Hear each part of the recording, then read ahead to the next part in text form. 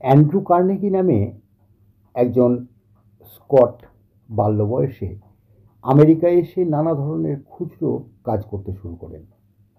তিনি যখন জীবন শেষ করেন, আমেরিকার একজন বৃহত্তম ইস্পাত প্রস্তুতকারী হিসেবে শেষ করেন। একটা সময় ৪৩ জন করোড়পতি তার সংস্থায় কাজ করতেন। কয়েক দশক আগে $১ কোটি মানে বিপুল ঐশ্বর্য হিসেবে বিবেচিত হতো। আজও তা কিছু কম ঐশ্বর্য নয়। জনৈক ব্যক্তি একদিন কার্নেগিকে জিজ্ঞাসা করলেন তিনি কিভাবে মানুষের সঙ্গে ব্যবহার করেন। অ্যান্ড্রু কার্নেগি জবাব দিলেন, মানুষ নিয়ে কারবার করা যেন সোনার জন্য মাটি খোঁড়ার মতো। ১ আউন্স সোনার জন্য টনের পর টন মাটি কাটতে ও সরাতে হয়, কিন্তু সোনাই খোঁজা হয়, মাটি নয়। আসল কথা, আমাদের নজর কোনটার উপরে? নজরটা সোনার উপরেই থাকুক, মাটির উপর নয়। মানুষের মধ্যেও যদি দোষ ত্রুটি খোঁজা হয়, তবে মাটির মতো তা অনেক পাওয়া যাবে। প্রশ্ন হচ্ছে, আপনি কি খুঁজছেন? অ্যান্ড্রু কার্নেগির জবাবের মধ্যে একটি গুরুত্বপূর্ণ কথা আছে। সব অবস্থাতেই প্রত্যেক মানুষের মধ্যে কিছু ইতিবাচক দিক আছে।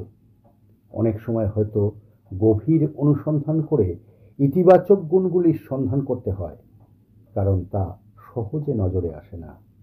তাছাড়া আমরা অন্য মানুষের ত্রুটি দেখতে এত অভ্যস্ত যে ভালো দিকটা সাধারণত আমাদের নজরে আসে না। সব মানুষেরই কিছু ইতিবাচক দিক আছে। এই কথার দৃষ্টান্ত হিসেবে একজন বলেছিলেন যে একটা বন্ধ হয়ে যাওয়া ঘড়িও দিনে দুবার সঠিক সময় দিয়ে থাকে। স্মরণে রাখা প্রয়োজন, যখন আপনি সোনার খোঁজ করেন, তখন ১ আউন্স সোনার জন্য আপনাকে টন টন মাটি ছড়াতে হয়, কিন্তু আপনি খোঁজেন সোনাই, মাটি নয়। কিছু লোক আছেন যারা পক্ষ বিপক্ষ বিচার না করে সবসময়ই সমালোচনা করেন। সমালোচনাই তাদের প্রধান জীবিকা, সমালোচনা তাদের জীবন। তারা প্রায় বিজয়ীর লক্ষ্য ও একাগ্রতা নিয়ে সমালোচনা করেন। প্রতিটি মানুষের মধ্যেই প্রত্যেক অবস্থায় তারা কিছু ত্রুটি খুঁজে বার করবেনই, এবং বিশ্বশুদ্ধ সবাইকে ত্রুটির জন্য দোষারোপ করবেন। এই ধরনের মানুষকে বলা হয় শক্তি শোষক।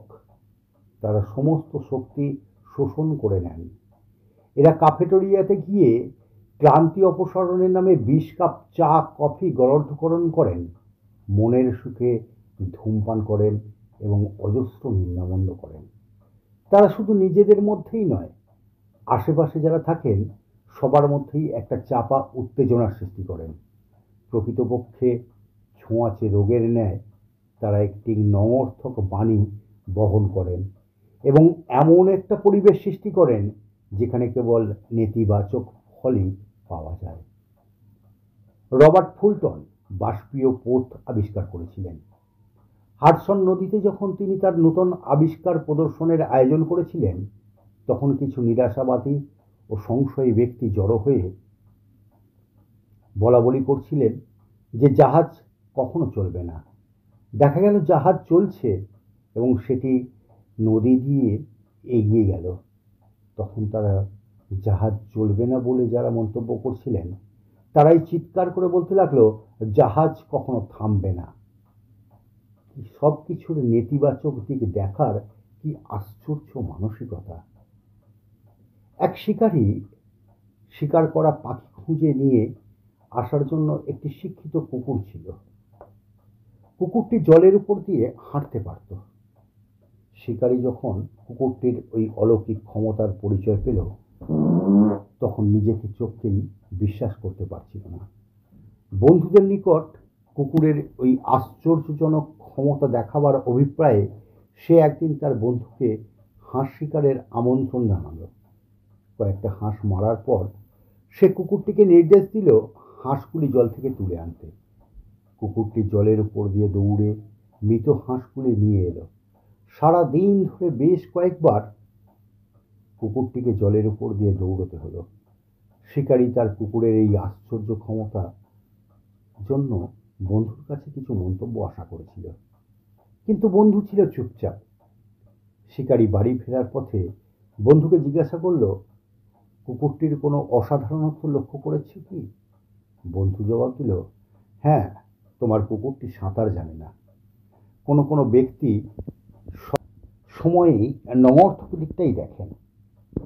হতাশাবাদী এই মানুষরা দেখবেন যারা নিজেদের হতাশার কথা বলতে না পারলে অসুখী হন, যারা প্রকৃত অবস্থায় ভালো হলেও খারাপ বলে ভাবতে অভ্যস্ত, যারা জীবনের অনেকটা সময়ই অভিযোগ করে কাটিয়ে দেন, যারা আলো নিভিয়ে দিয়ে পরীক্ষা করেন অন্ধকার কতটা গভীর, যারা জীবনের আয়নায় সর্বদাই চিরের অনুসন্ধান করেন, যারা বিছানাতে, বেশিরভাগ মানুষের মৃত্যু হয়েছে শোনার পর বিছানায় ঘুমানোই বন্ধ করে দিয়েছেন, যারা হঠাৎ অসুস্থ হয়ে পড়ায় ভয়ে স্বাস্থ্যের আনন্দ উপভোগ করতে পারেন না, যারা সবসময়ই খারাপ অবস্থার আশঙ্কা করেন এবং সমস্ত ঘটনাকেই গুরুতর খারাপ করে তোলেন, যারা রসগোল্লার ছিদ্রগুলো দেখেন অন্য কিছু না, যারা মনে করেন সূর্য কেবল ছায়ার সৃষ্টি করে, যারা শুধুমাত্র দুঃখের হিসাব করেন, সুখের কথা ভুলে যান, যারা জানেন যে কঠিন শ্রম কারুর কোনো ক্ষতি করে না কিন্তু বিশ্বাস করেন কোনো ঝুঁকি নেওয়া ঠিক নয়, তারাই হচ্ছেন হতাশাবাদী, তারাই হচ্ছেন নেতিবাচক। আর আশাবাদীকে মানসিক দিক থেকে এত দূরে হবেন যে মনের শান্তি কোনোভাবেই বিঘ্নিত হবে না, তারাই হচ্ছেন ইতিবাচক মানসিকতা। প্রত্যেকের স্বাস্থ্য, সুখ ও সমৃদ্ধির কথা বলবেন, কথাবার্তায় বন্ধুদের মনে এই বিশ্বাস জন্মাবেন যে তাদের প্রত্যেকেরই কিছু না কিছু শক্তি আছে। প্রত্যেক বিষয়েই উজ্জ্বল দিকটাই দেখার চেষ্টা করবেন, কেবল শ্রেষ্ঠদের বিষয়ে চিন্তা করবেন, শ্রেষ্ঠ সংস্থার জন্য কাজ করবেন এবং সবচেয়ে ভালো ফল প্রত্যাশা করবেন। নিজের সাফল্যে যেমন উৎসাহ পান, অপরের সাফল্যেও তেমনি উৎসাহ দেখাবেন। অতীতের বিচ্যুতি ভুলে গিয়ে ভবিষ্যতের সাফল্যের চেষ্টা করবেন। প্রত্যেকের জন্য থাকবে স্মিত হাসি। নিজেকে উন্নত করার জন্য এত সময় ব্যয় করবেন যেন অপরের সমালোচনা করার জন্য সময় অবশিষ্ট না থাকে। এত বড় হবেন যেন উদ্বেগ ও দুশ্চিন্তা কাবু করতে না পারে। এত মহান হবেন যেন ক্রোধ না বশীভূত করতে পারে। এমনই ইতিবাচক মানসিকতা তৈরি করুন, তবেই আপনার জীবনে সাফল্য আসবে। ধন্যবাদ সাথে থাকার জন্য। ভালো লাগলে লাইক, কমেন্ট, শেয়ার।